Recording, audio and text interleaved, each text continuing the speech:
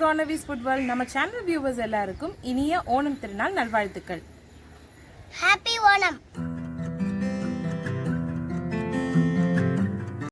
Onam special ரெசிபியா நம்ம இன்னைக்கு பார்க்க போறது பாலடை பிரதமன். பார்க்கலாம்.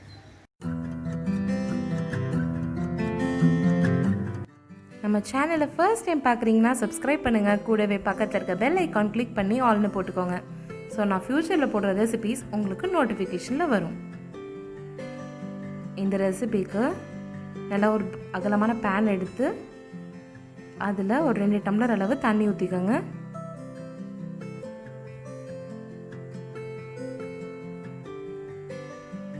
இந்த தண்ணி நல்லா லேசாக கொதி வரும்போது பாலடை, இது ரெகுலராக ஷாப்ஸில் ஈஸியாக அவைலபிளாக இருக்குது, வாங்கி செஞ்சுக்கலாம். 1 கப் அளவு பாலடை இதில் வேக வைக்கணும். நல்லா கொட்டி நல்லா ஒரு லைட்டாக ஒரு மிக்ஸ் கொடுத்து ஒரு நல்லா மூடியை போட்டு மூடி வச்சு ஒரு 3 to 4 மினிட்ஸ் நல்லா குக் ஆகி நல்லா வெந்து மேலே வரும். அது வரைக்கும் நல்லா க்ளோஸ் பண்ணி வேக விட்டுக்கலாம். இப்போ நல்லா கொதி வந்துருச்சு. இப்போ நம்ம க்ளோஸ் பண்ணி வச்சுக்கலாம். ஒரு 2 to 3 மினிட்ஸில் நல்லா வெந்து மேலே எழும்பி வரும். இப்போ 2 to 3 மினிட்ஸ் ஆகிடுச்சு. 3 மினிட்ஸ் கம்ப்ளீட் ஆகிடுச்சு. இப்போ இது நல்லா சாதம் வெந்திருக்க மாதிரி வெந்திருக்கு. நல்லா கலரி விட்டுக்கலாம்.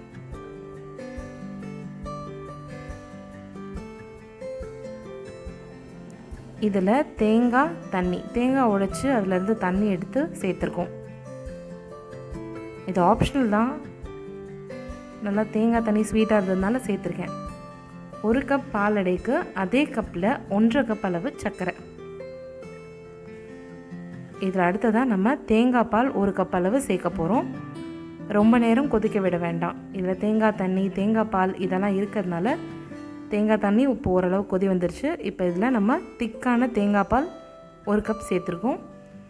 இதை நல்லா மிக்ஸ் பண்ணி விட்டு சென்டரில் ஒரு கொதி வரும்போது நம்ம ஆஃப் பண்ணிக்கலாம்.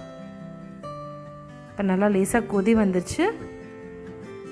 இப்போ நம்ம ஸ்டவ் ஆஃப் பண்ணிவிட்டு இன்னொரு பக்கம் ஒரு கடாயில் 4 ஸ்பூன் அளவு நெய் ஊற்றி அதில் ஃபஸ்ட்டு முந்திரி பருப்பு போட்டு வறுத்து எடுத்துக்கலாம்.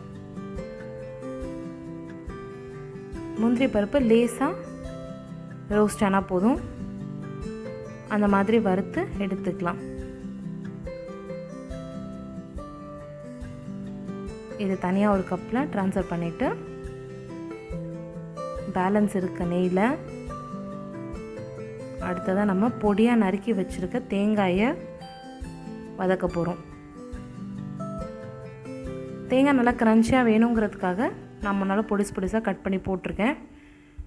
உங்களுக்கு நல்லா வேறு மாதிரி ஃப்ளேவர், நல்ல திக் ஃப்ளேவர் வேணும்னா நீங்கள் திருப்பி கூட இந்த மாதிரி நெய்யில் வதக்கி சேர்த்துக்கலாம். தேங்காய் நல்லா வறுபட்டுருச்சு. இப்போ இதை முதல்ல ஆட் பண்ணிக்கலாம். இது நம்ம ஸ்டவ் சுவிட்ச் ஆஃப் பண்ணிவிட்டு அதுக்கப்புறமா தான் ஆட் பண்ணுறோம். தேங்காய் பால், தேங்காய் தண்ணி ரொம்ப கொதி வரக்கூடாது, தெரிஞ்ச மாதிரி ஆகிடும். இப்போ தேங்காயும் முந்திரியும் போட்டாச்சு. நல்லா ஒரு மிக்ஸ் லைட்டாக கொடுத்துட்டு சர்வ் பண்ணிக்கலாம். நம்மளோட பாலடை பிரதமன் ரெடி ஆகிடுச்சு.